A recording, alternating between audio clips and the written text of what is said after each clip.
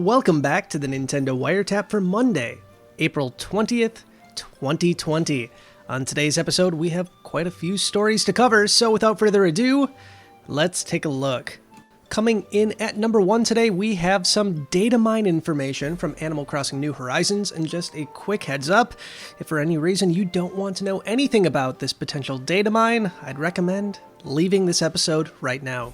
Still here? Alright, let's take a look.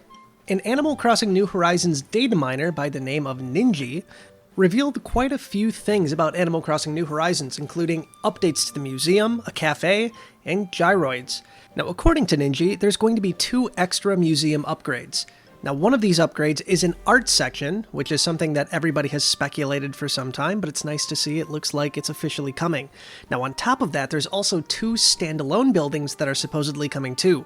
One being a museum shop, maybe a gift shop, something like that, and another building being a museum cafe, which, if I had to guess, would include Brewster, my favorite Animal Crossing character ever. So here's hoping that these upgrades are coming very soon. Oh yeah, on top of that, the Museum Cafe is supposedly going to have a gyroid section in it too, so maybe you can make some music to kind of drink your coffee to? Who knows? Next up, a returning character by the name of Red, I'm sure you know who that is apparently going to start appearing on players' islands via the secret beach at the northern tip of the island. Now, one thing Red is very much known for is selling fake art.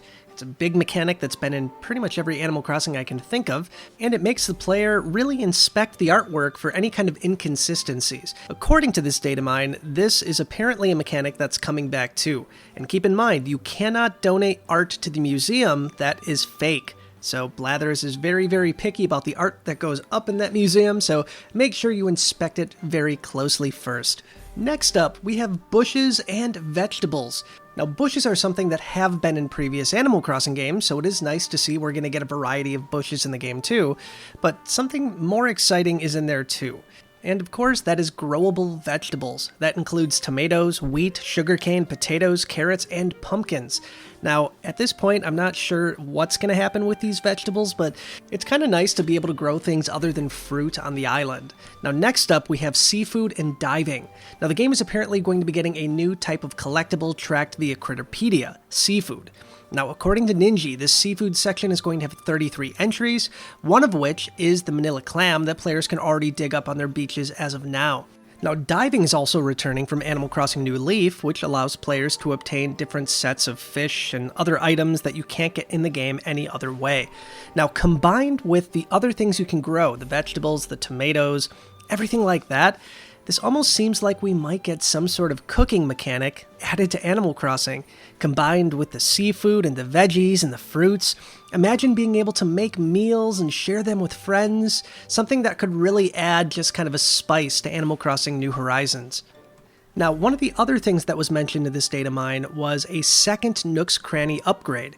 Now, as of right now, in the game's code, you can only upgrade Nook's Cranny 1 additional level. And if you've played other games like Animal Crossing New Leaf, you know that Nook's Cranny could be pretty much this giant utopia shopping center. It was really big and kind of a disappointment that, at least in the base model of New Horizons, that didn't exist. But like I said before, it looks like at least one new upgrade is coming to Nook's Cranny. What that looks like, I have no idea. Now, there are some other minor details to look at here. I have a link to the full data mine down in the description below. Make sure you click on that if you want more information on this one. Now, it is important to realize that until Nintendo announces this is all at this point just speculation, but it is in the code, at least according to this data miner who has a positive track record. So I would venture to say we should see these features start rolling out pretty darn soon. But stay tuned to Nintendo Wire. We'll let you know as soon as we have any more information on this story.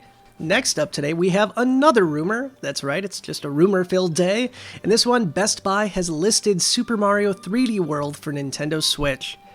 Now, Super Mario 3D World has been one of the most requested ports ever since the Switch launched, and in recent months, we've seen a growing number of rumors suggesting that a version of the beloved Wii U 3D platformer is on the way, specifically as part of a 35th anniversary Mario blowout.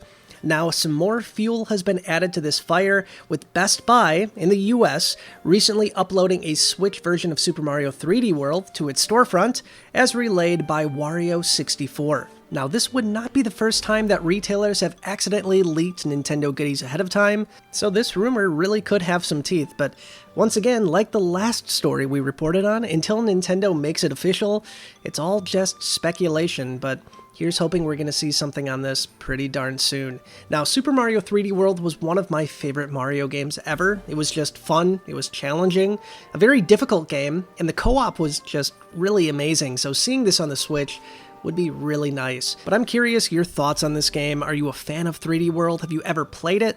Let me know down in those comments below.